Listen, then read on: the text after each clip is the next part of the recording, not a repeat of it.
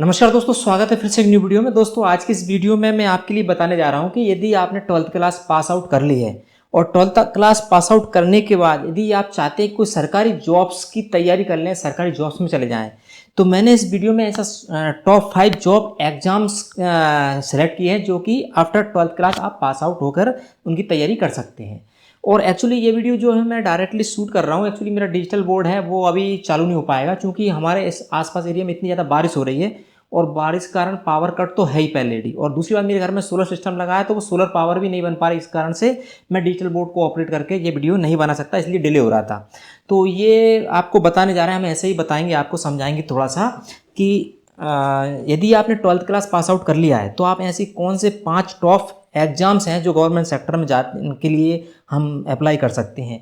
तो सबसे पहला जो एग्ज़ाम है 12th स्टूडेंट्स के लिए वह है आप SSC CHSL staff selections commissions के अंदर कंबाइंड हायर सेकेंडरी लेवल का एग्जाम, जिसको हम बोलते हैं CHSL की आप तैयारी कर सकते हैं 12th क्लास के बाद, जो कि गवर्नमेंट सेक्टर में इस एग्जाम को क्लियर करने के बाद कई सारी जॉब अपॉर्चुनिटी मिलती है, यानी कई सारे विभागों में अलग अलग जॉब पोस्ट वैकेंसीज बनी रहती है।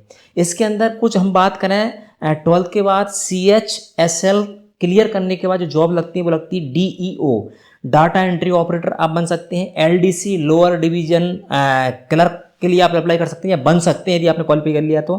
JSA junior secretary assistant, PASA postal assistant या सॉर्टिंग असिस्टेंट, कोर्ट क्लर्क, ये सारी पोस्ट जो है SSC CHSL कंडक्ट आता है। यदि उनको क्वालिफाई कर लेते हैं तो हमको गवर्नमेंट जॉब मिल जाती है आफ्टर ओनली 12th क्लास। इसके लिए क्वालिफिकेशंस क्या चाहिए? एनी स्ट्रीम में आप 10+2 पास आउट होना चाहिए, ठीक है। अब दूसरी बात, इसकी एज लिमिट्स बताइए। इसमें 18 से 27 साल के बीच में आपको उम्र है तो आप एलिजिबल हैं इसमें अप्लाई करने के लिए। बाद में जो एज रिलैक्सेंस मिलता है OBC SC ST कैंडिडेट के लिए वो एज पर रूल्स मिलता ही है।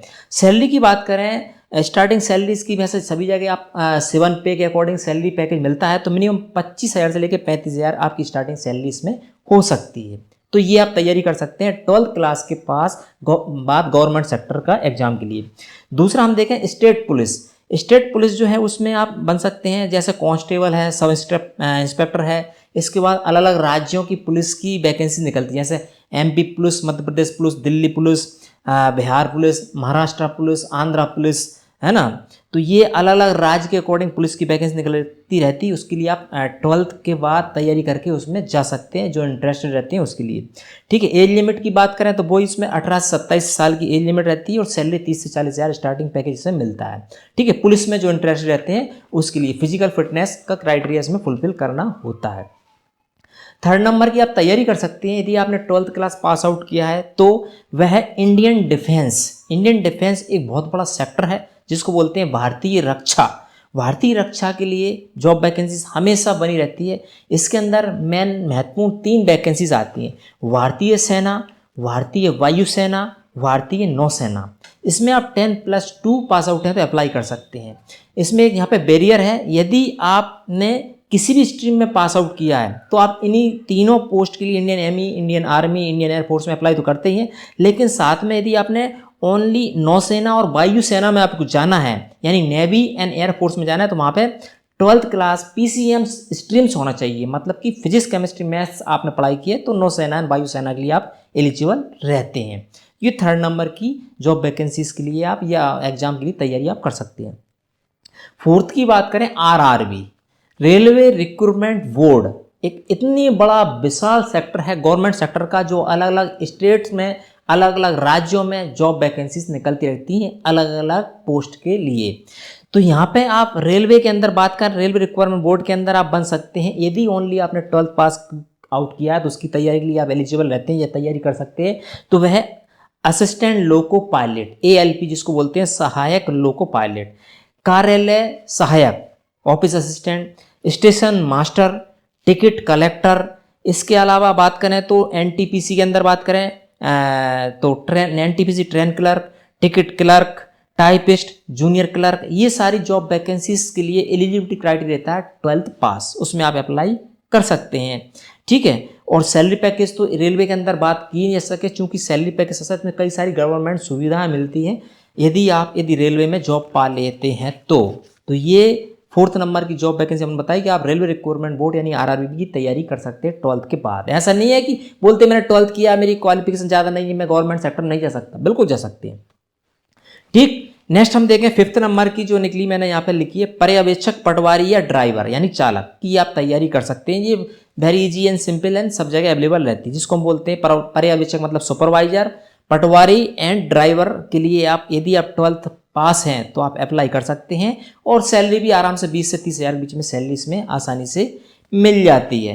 तो ये कुछ 5 जॉब वैकेंसी हमने इस वीडियो में आपको बताया। ठीक है, मुझे लग रहा था कि भाई गैप ना हो जाए, वीडियो देना जरूरी है, इसलिए मैंने आपको ये एक सिंपल वैसे ही ओवरव्यू समझाया। बाकी हम डिजिटल बोर्ड पे नेक्स्ट कंटेंट आपका आता रहेगा। तो हमने कौन कौन सी बात की, सबसे पहले हमने की है एसएससी स्टाफ सिलेक्शन कमीशन के अंदर सीएचएसएल, फिर स्टेट पुलिस, है ना। 3rd नंबर हमने बात की इंडियन डिफेंस, तीनों सेनाएं, जल सेना, वायु सेना, थल सेना, ठीक है। और आरआरबी के अंदर, और आप हमने बात की पर्यवेक्षक यानी सुपरवाइजर, ड्राइवर, पटवारी, ये सब आप तैयारी कर सकते हैं। तो इन सभी एग्जाम्स की आप 12th पास आउट है तो निश्चित ही तैयारी कर सकते हैं। साथ में हम आपसे निवेदन करेंगे, रिक्वेस्ट करेंगे, आप हमारे चैनल को सब्सक्राइब करें। आप व्यूज़ आ रहे हैं वो सभी सब्सक्राइब करें। यदि आप वीडियो देख रहे हैं, आपको पसंद आ रही तो वीडियो को लाइक भी करें। आप चैनल को सब्सक्राइब करके बेल आइकन नोटिफिकेशन दबाएं, सब्सक्राइबर बढ़ेगा, बेल आइकन दबाएंगे, नोटिफिकेशन आएंगे, तो मुझे भी इंटरेस्ट आएगा इस चैनल को जल्दी से जल्दी कंटेंट प्रोवाइड करने में, चैनल बड़ा करने में। ठीक है, आप लाइक कर नहीं रहे हैं, वीडियो को शेयर नहीं कर रहे हैं, कमेंट्स भी करें। आप कमेंट करेंगे, अच्छा लगे मैं रिप्लाई करूंगा वीडियोस का। तो ये सब कुछ है इस चैनल को बनाने का मोटो कि इस पे एजुकेशन से रिलेटेड, शिक्षा टेक सपोर्ट जो हमने नाम रखा है, शिक्षा से रिलेटेड आपको इस चैनल पर जानकारी मिलती रहेगी। तो वीडियो स्टॉप करेंगे, मिलेंगे न्यू एक और इंटरेस्टिंग नॉलेजेबल वीडियो के साथ। तब तक के लिए नमस्कार दोस्तों।